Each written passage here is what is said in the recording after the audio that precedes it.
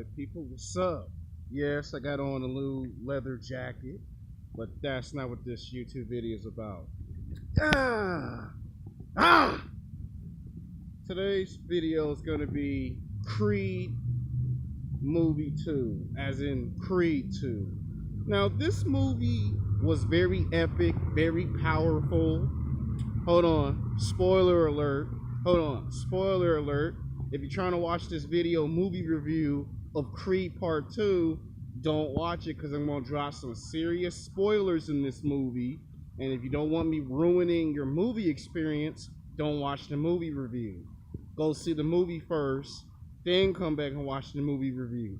This is for people who have already saw the movie and want to see the movie review. If you're trying to see the movie review first to see if the movie's good or bad, then it's good, but then it's bad because then I dropped too many spoilers. Then you go, God damn it, Alex, why you ruin the movie for me? Don't tell me all the movie. So, spoiler alert. I'm going to say it again. Spoiler alert. One more time. You've been warned. Spoiler alert. All right. This movie opens up with them in Las Vegas. He's won maybe 4 out of 6 fights, and this shows he's in his prime. Now, Michael B. Jordan was in great athletic shape. I mean, god damn, he was in shape. I mean, if you thought the shape he was in Black Panther was something, this blows that out of the water. Times 10. I mean, he was physically cut up. He was serious about getting in fit condition. And he was fighting Andre Ward, who's a real professional boxer, you know, for the World Heavyweight Championship of the world. And he beats him in this fight due to the fact that he's 7 or 8 years younger. This guy's been champion for 10 years, and it's time for his reign to come to an end. Right away, they established every character. That's what I loved about this sequel of Creed. They improved on everything in the second film, where in the first film, they were good, but there were some questions about the first film, where in the second film, they immediately established every character. You know who is who in the beginning of the film. You're not waiting towards the middle or the end of the film to go, this is who and that's who. Right from the beginning, everything's established. He wins the championship belt. Then we cut to the next scene where Rocky Balboa gives him this speech, you know, about life and being the champion. He then wants advice on how to get, how to marry his wife. And, I think her name's Tita Thompson. I hope I'm saying her name right. Someone in the comment section will correct me. You saw her in Thor Ragnarok. Her part in this movie was bigger than last time. Like, she got a bigger role in this one. Like, she really contributed to the movie in a big way. It wasn't just, okay, she's a black version of Adrian. She's actually doing something. She has her own record album, her own record label, and she gets signed to a record deal. And in the movie, you get to see other villains.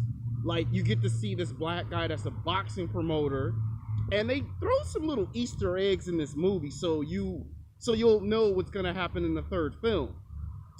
Anyway, he marries her. Well, he proposes to marry her. Then we get to the next scene where Rocky's by himself.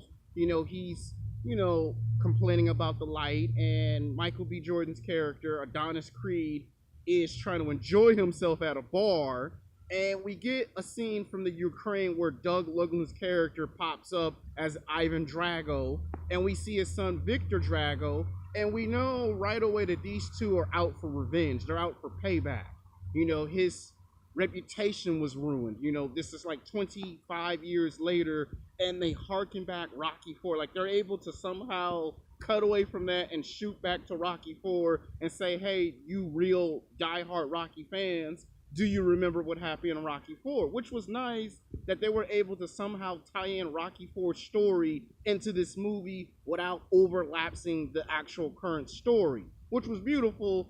So, the film director and the writer found a way to, let's talk about Rocky IV without Rocky IV taking over the whole entire story of Creed 2. So that was perfect. Now we get to the best part where it's face to face. Ivan Drago come in there into Philly, with his son. He sees the Rocky Memorial statue, and this kind of makes him sick to his stomach when he sees that it's 25 years later after their fight in Russia, and Rocky still has an identity and he doesn't. And that bothers him.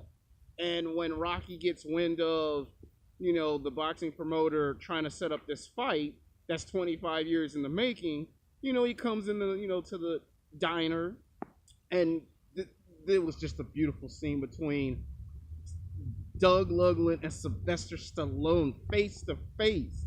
And he goes, "You don't know? Know what? My son, all he knows how to use is this." Perfect Sylvester Stallone, Doug Lugland chemistry. Just perfect. I mean, if you thought their chemistry in all three films of The Expendables was badass, this was badass.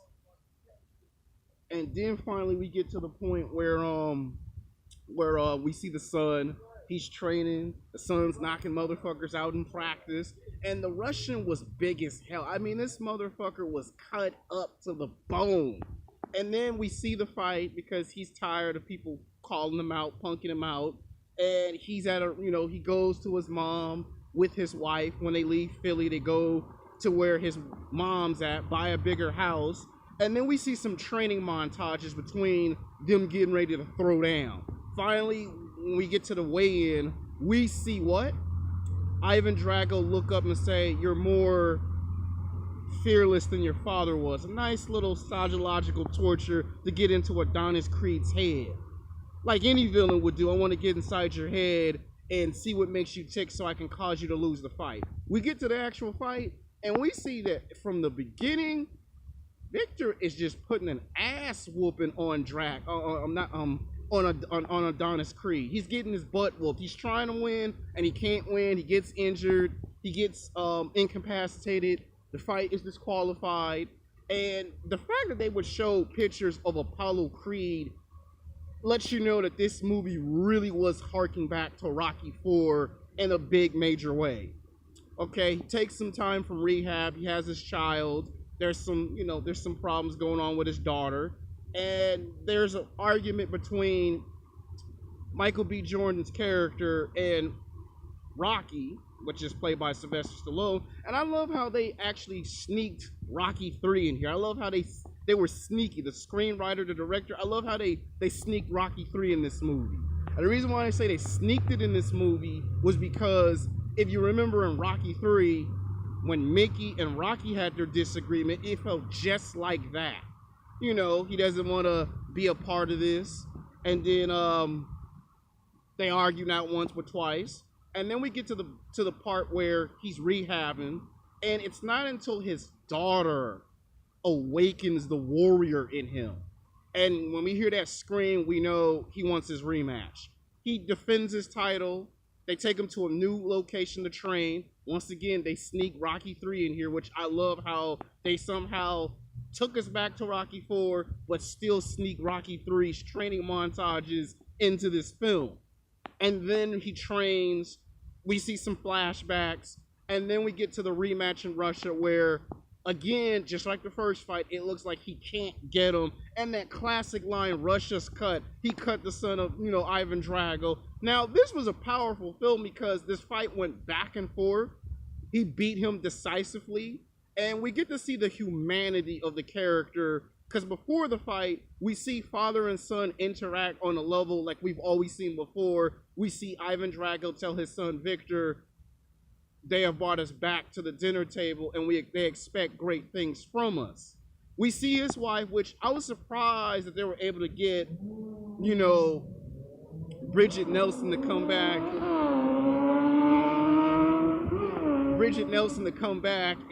Into this film. She had a nice little part in this film, which that took me by surprise. I never thought they would bring his wife back for this movie, and to see that she sided with the Soviet Union. And we get to see that throughout those 25 years, she divorced him because his reputation was ruined. He lost his pride as a fighter. He wasn't taken serious. He was disrespected. And he was kind of using his son and manipulating his own son to try to use the name to bring him back to greatness. And his son picked up on, "I'm being used by my own mother and father just so you can return back to fame in Russia. And this shows the son being conflicted. When the son sees that the mom leaves with her new husband, his confidence is gone. And he's getting his butt whooped and he loses the fight.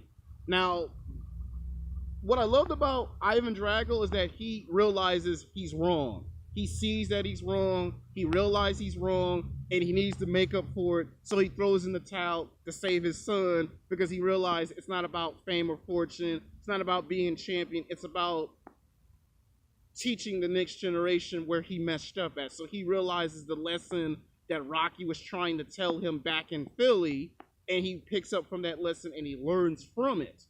Now, the fact that he wins the title, we see a scene where Rocky goes to the cemetery. Rocky talks to Adrian. We see Paulie's grave there.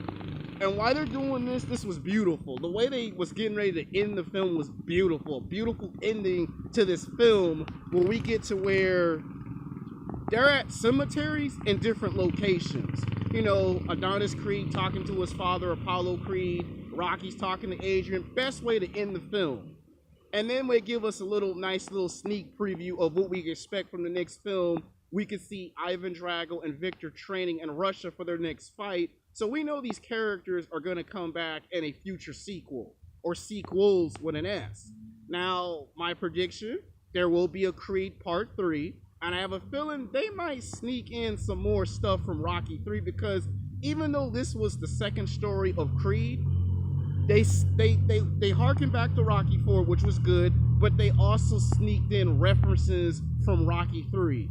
And when you see the black promoter smiling at the end of that rematch, it's got to make you wonder, he has to be related to someone. Because if you watch this movie, you got to wonder, there's sons in this movie. There's Victor Drago, there's Adonis Creed, you know, there's Rocky's grandkids in this movie. So I would say this movie is about the kids, not necessarily the original characters. Even though the original characters was here, it was kind of like they were doing a Star Wars Force Awakens with the Rocky movies, with Creed in conjunction. Now, I do believe he has to either be related to Clubber Lang, played by Mr. T in Rocky 3, or he has to be the son or grandson of Frank Washington Duke. And I predict that in Rocky 3, it's going to be fully explained what is his involvement with these two fights. Because you're going to wonder, why would this promoter just show up in the movie as the central villain? So in the future, he's going to try to sabotage Adonis Creed, and he's going to try to ruin his wife's music career. And Rocky might eventually be forced to explain to Adonis Creed in the next film, who is this guy and what is this guy doing here? So that's my prediction for the next film. I give this movie a 10 out of 10. Michael B. Jordan really brought his game with this movie. Until then, peace.